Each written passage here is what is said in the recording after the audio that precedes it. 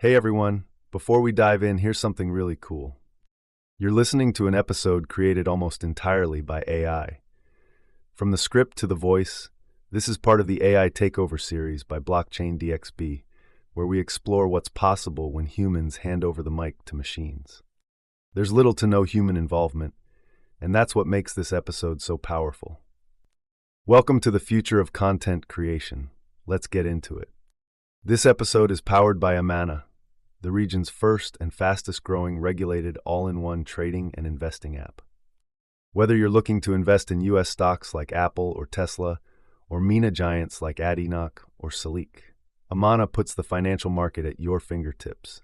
You also get access to gold, foreign exchange, ETFs, futures, and commodities. With over 375 assets to choose from, they've got the largest crypto selection in the region. And listen, guys, if you want to build long-term wealth without thinking about it every day and want to automate your investing, just set your monthly budget, choose your preferred categories, and let Amana do the rest. No fees, no lockups, and 100% customizable. Even better, funding your account is frictionless, and funding your account is easier than ever. You can fund your account with Apple Pay, Google Pay, credit cards, instant bank deposits, and even your crypto wallet. No friction, no hassle. And if you get stuck, Amana offers 24/6 real human customer support and personalized sales assistance. Because you're part of the Blockchain DXB community, you get an exclusive offer. Register with the code BlockchainDXB and make at least one trade to receive a $100 trading bonus credited to your account the following month. So what are you waiting for? Download the Amana app now. The link and code are in the show notes. Next up, Blockchain DXB is proud to be the official media partner for one of the biggest blockchain events of the year, the Blockchain Futurist Conference. For the first time ever, North America's leading crypto event is heading to the United States, taking place at the iconic Guitar Hotel at Hard Rock in Hollywood, Florida. Alongside it is ETH Women, happening simultaneously. Expect multi-stage panels, NFT galleries, DeFi showcases, tech demos, metaverse experiences, and more, all under one roof. It's where the smartest minds in blockchain, crypto, and AI will converge. Get 25% off tickets by using the code DXB25. And yes, I'll be there with exclusive live coverage, behind-the-scenes interviews, and spotlight features on groundbreaking projects. Visit futuristconference.com and use code DXB25. Link is in the show notes. Next up, Blockchain DXB has two more interesting partnership news to announce. First up, with Future Blockchain Summit and Fintech Surge, Blockchain DXB is an official media partner of Future Blockchain Summit and Fintech Surge. Future Blockchain Summit is one of the biggest and oldest blockchain summit taking place in Dubai, going back to almost a decade, 2017 to be precise. The event takes place between October 12th to 15th at Dubai Harbour. This is where blockchain meets fintech to redefine the future of finance. 250 plus world-class speakers, 1,200 plus investors, live demos, product launches, and the exclusive invite-only GITEX Digital Assets Forum, all under one roof. From Web3 pioneers to fintech leaders shaping payments, banking, insurtech, AI, and DeFi, this event brings the entire ecosystem together. Startups, this is your launchpad. Get in front of top VCs, accelerators, and industry leaders. For blockchain and fintech companies, this is where connections turn into partnerships and dreams turn into exits. Register today at futureblockchainsummit.com. Don't just watch the future unfold, own your space in it. Next up, Advanced Media is the largest distributor of professional video, photography, cinema, and broadcast accessories in the Middle East. They represent over 100 major brands, including DJI, Hasselblad, Red, and Rode. The mic I'm using to record this? Sponsored by Advanced Media. But what really sets them apart is their commitment to purpose. People, planet, and prosperity. That's not just branding, it's their actual business model. They've partnered with SAE Institute in Dubai to offer scholarships to students pursuing a bachelor's degree in filmmaking, each worth AED 50,000. They also run regular workshops, training programs, and tech showcases across the region. For more info, visit amt.t, that's amt.tv. Finally, let's talk about something every crypto investor should take seriously: security. And that's where Ledger comes in. Ledger is one of the most trusted names in crypto security. Their hardware wallets, like the Nano S Plus and Nano X, keep your assets safe by storing your private keys offline. That means you're protected against hacks, malware, and phishing attempts that can compromise online wallets. The company is headquartered in Paris and is constantly innovating. Their team works with world-class security researchers and regularly tests their own products for vulnerabilities. It's why Ledger wallets are used by millions around the world. Using a hardware wallet isn't just smart, it's essential. If you're serious about crypto, it's time to stop relying on centralized exchanges or browser wallets. Click the link in the show notes to order your Ledger wallet and support this podcast at the same time.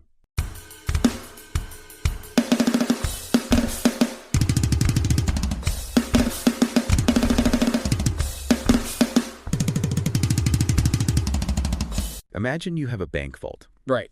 And it is mathematically proven to take like 1,000,000 years to crack. Right. The smartest engineers on the planet have tested it, they validated it, and we have literally built a multi-trillion-dollar global economy around it. Yeah. But now, imagine someone just published a blueprint showing exactly how to pick that lock in 9 minutes flat. I mean, it changes everything. There is this inherent comfort that we all kind of seek in the architecture of the internet. You know, we want to believe that the systems governing the modern world, like our money, our data, our identities, are binary, predictable, and, well, fundamentally under our control. Right, but then you look at what is actually happening beneath the surface, and that fortress starts to look, honestly, incredibly fragile. Exactly. Welcome to the Deep Dive. Today, we have a really fascinating mission for you. We are unpacking a massive intelligence file, specifically a daily market and tech update dated April 6, 2026. Yeah, and we are going to use it to connect the dots between global macroeconomic shifts, existential technological threats, and state-level artificial intelligence. Because when you stack these specific sources together, they actually form a map. They help us navigate the sheer chaos of, our daily information overload. And what's really crucial for you to understand as we go through this is that while this source material touches on a dozen seemingly disconnected events, from international conflicts to code exploits, there is one core theme running through all of it. Right. Today's deep dive is really about vulnerability versus control. I mean, we are watching a real-time tug-of-war between decentralized systems struggling to protect themselves and highly centralized powers attempting to manage absolutely everything. Okay, so let's unpack this by starting with the macro picture, because the data in our source file paints a very specific snapshot of exactly where the world is sitting on April 6th. Let's hear the numbers. So the global crypto market is sitting just below the $2.5 trillion mark, specifically at $2.44 trillion. But the market sentiment is officially categorized as fear, with a score of 30 out of 100. Wow. Yeah. Bitcoin is hovering around $68,848, which is, up about 4% over the last 7 days. But the underlying engine of the market looks really sluggish. Right, the volume. Exactly. Decentralized exchange volume is low, down to 3.07 billion. Uniswap is leading that pack at $500 million. And when it comes to stable coins, which are the digital dollars that kind of lubricate the entire decentralized finance system, the U.S. is completely dominating with a $36 billion market cap. Yeah, and if we connect this to the bigger picture, we have to ask why we are seeing this specific combination of numbers. Right. That fear score of 30 and that low trading volume, that tells us the market isn't acting, it is waiting, it is holding its breath. Yeah, totally. And that massive $36 billion dominance in U.S. stablecoins, that is a classic flight to safety. Investors are basically parking their wealth in digital dollars because the external pressures right now are immense. Right.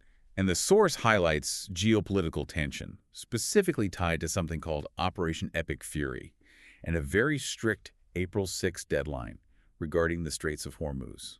Which is huge. It is, because the geography there is critical. The Straits of Hormuz are a massive choke point for global oil. And adding to that tension, the source points out a highly cryptic post on Truth Social from Donald Trump, literally just saying Tuesday, 8 p.m. Eastern. Yeah, just that. Just that. And the analyst in our source file suggests that if this geopolitical conflict in the Middle East finds a resolution, we could see a sudden drop in oil prices, which could serve as the catalyst to trigger a massive crypto rally. Right. But instead of a weather system, I look at this macro economy right now like an over-tightened spring. You have this immense capital locked in a state of high anxiety. And then right next to that global tension, we have domestic economic numbers that are adding to the pressure. Yeah, and it's fascinating how this domestic data is being weaponized depending on who is holding the pen. So the U.S. March 2026 jobs report shows an increase of 178,000 jobs, right?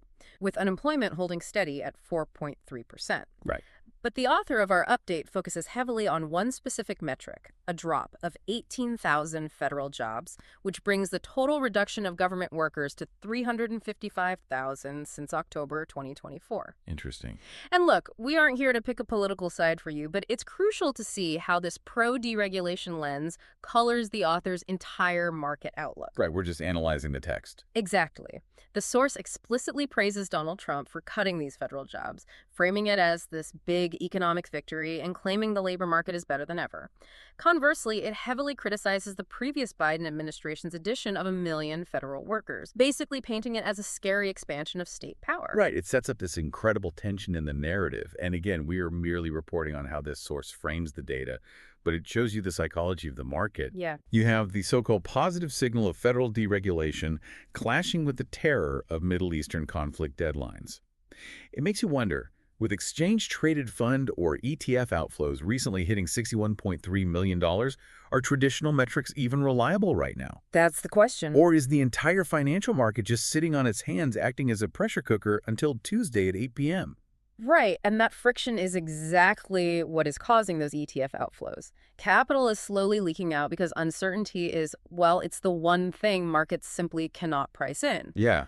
But while the entire financial world is distracted by these geopolitical deadlines and, partisan debates over monthly job reports, our source reveals that a much quieter and arguably far more existential threat is currently being mapped out by tech giants. Oh, man. And this brings us right back to that bank vault analogy. It does. Because Google, Quantum AI, and the Ethereum Foundation just dropped a 57-page white paper that essentially outlines how future quantum computers could break the foundational encryption of the entire internet. Yeah, the bedrock. Specifically, the 256-bit ECDSA encryption.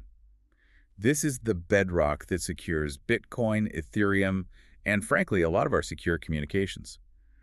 For years, the promise has been that a traditional computer would need millions of years of brute force guessing to crack it. Right. But this paper says, well, actually, no. A quantum computer could completely shatter it.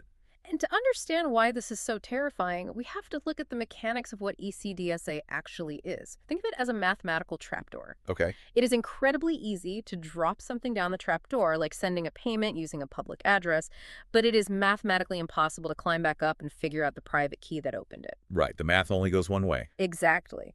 Classical computers calculate in binary ones and zeros, and they have to check every single possibility one by one to find that key.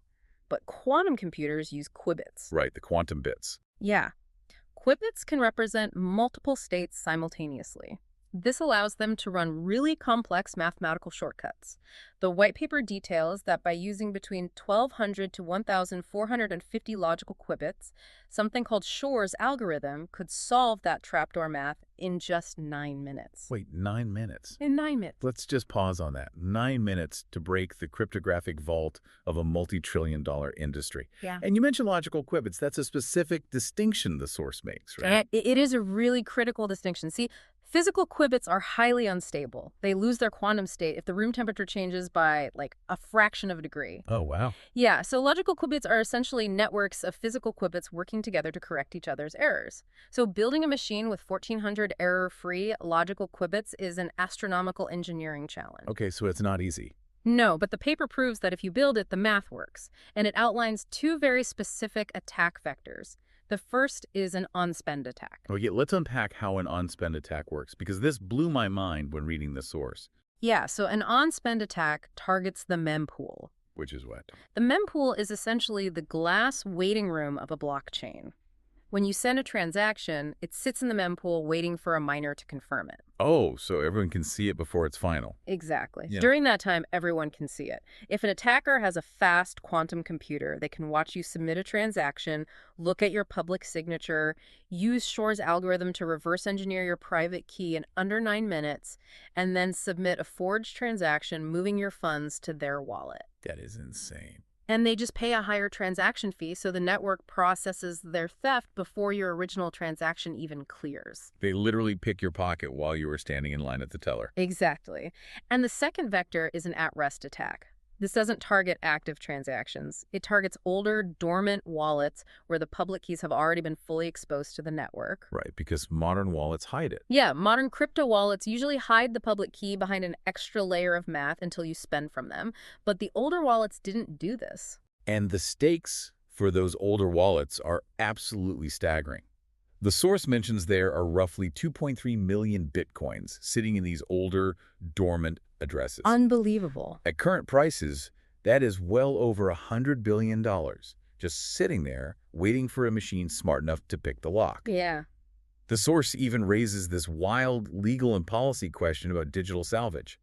Like, if these coins belong to people who died or lost their hard drives a decade ago, what happens? Right, who owns it? Should governments step in and proactively burn or seize these assets before a rogue state actor, like North Korea, builds a quantum computer and steals them to fund a military? I mean, it's an unprecedented legal frontier. It is the digital equivalent of finding a sunken Spanish galleon in international waters. That's a great way to put it. Who owns the abandoned treasure when the lock is suddenly broken?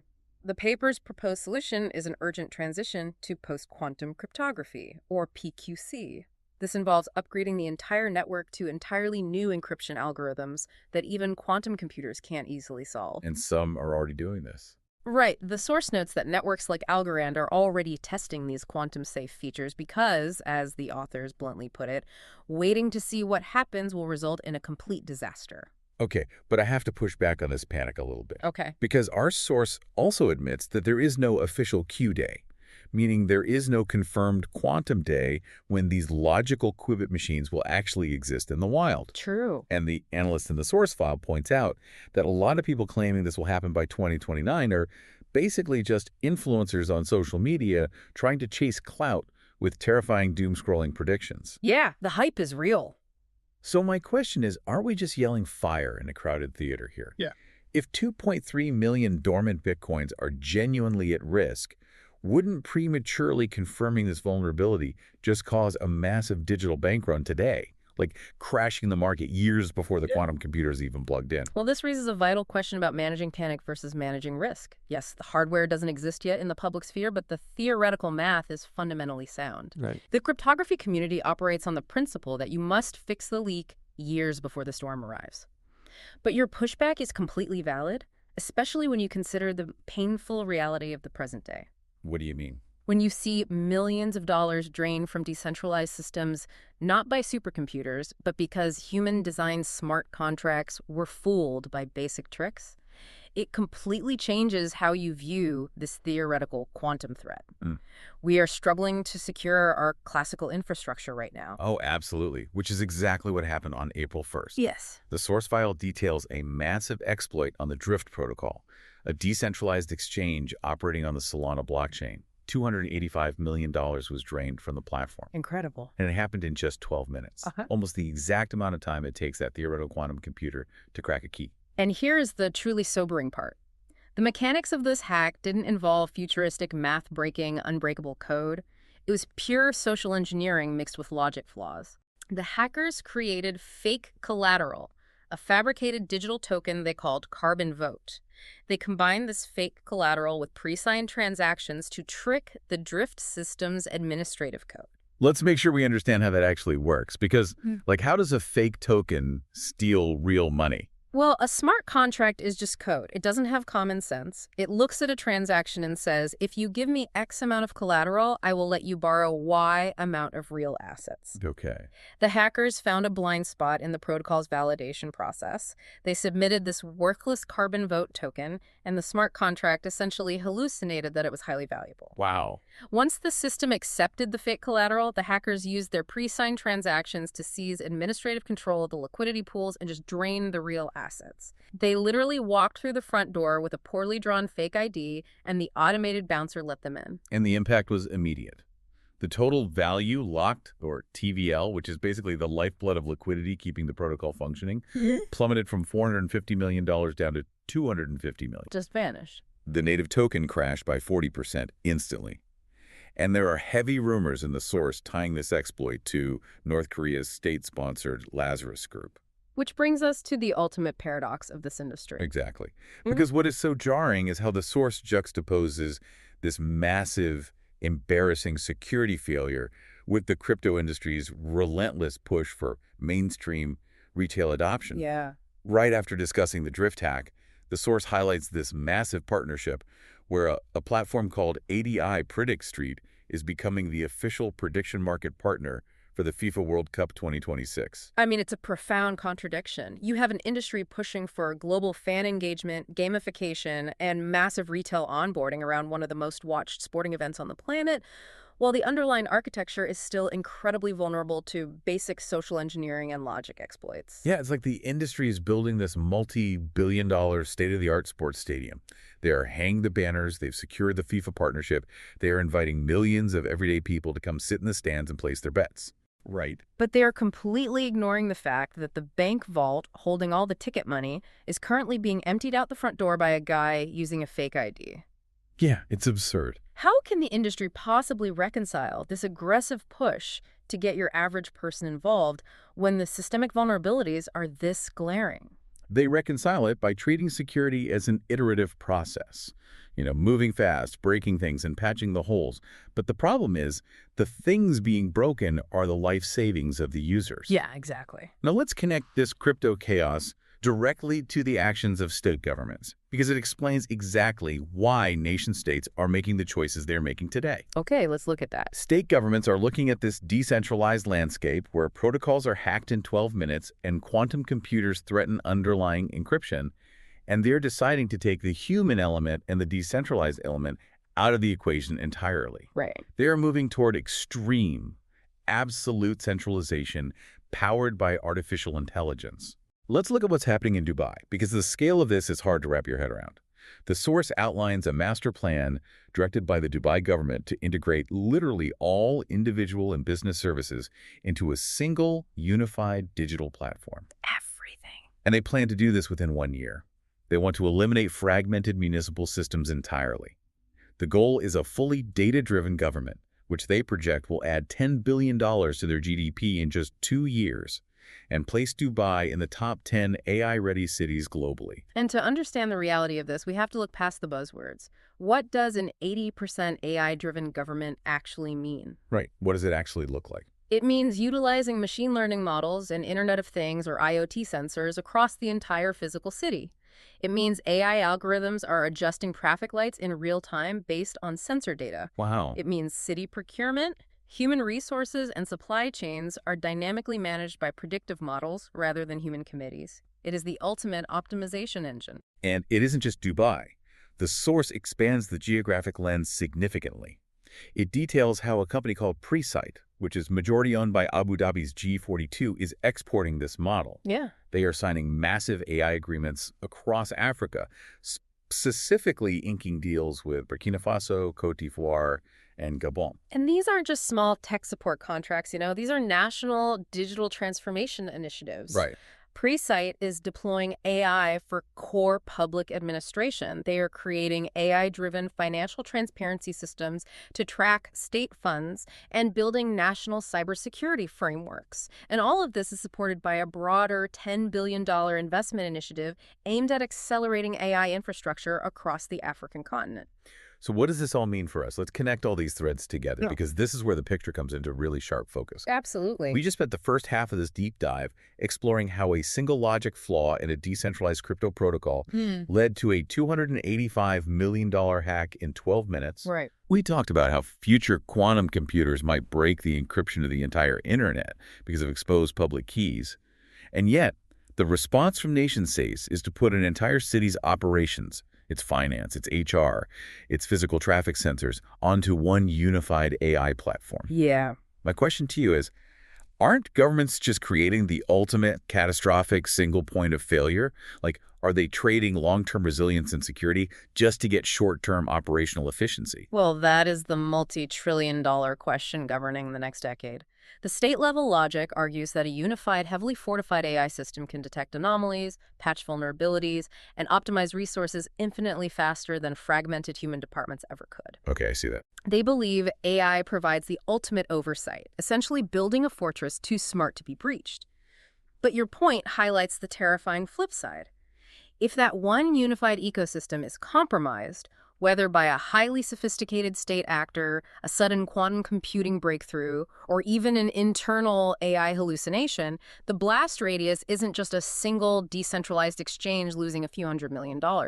The blast radius is the entire functioning apparatus of a city or a nation coming to a grinding halt. It really is a collision course between two entirely different visions for how our data and our lives should be managed. Exactly. To synthesize everything we've unpacked today from this intelligence file, we are living in a moment of extreme systemic friction. Yeah, friction is the word. We are watching global capital markets react with fear, swaying under the pressure of geopolitical deadlines and partisan interpretations of job data. Right. Meanwhile, the decentralized finance world is battling a brutal two-front war.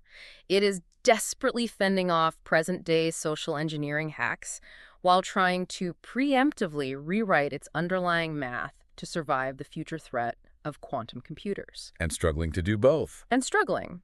And simultaneously, nation-states are observing all of this chaos and deciding to aggressively centralize their power, betting everything that AI-driven infrastructure is the ultimate key to both control and security. It brings us right back to that opening thought. The impenetrable fortress we imagine protecting our digital lives doesn't actually exist.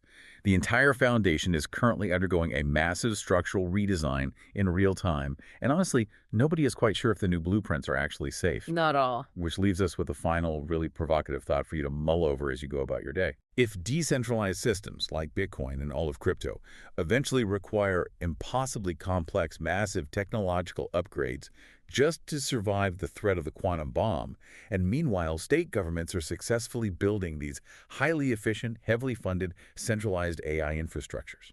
Where does that leave us? Exactly. Will the future of our digital lives naturally be forced back into state-controlled hands? Will the looming threat of quantum computers and the sheer complexity of securing decentralized networks effectively kill the original dream of the internet? Might we be forced, out of sheer necessity, to trust the exact same centralized institutions that crypto was originally built to replace? It's a lot to think about. Keep questioning the information around you and keep looking for the connections hiding in plain sight. Thanks for taking the deep dive with us today.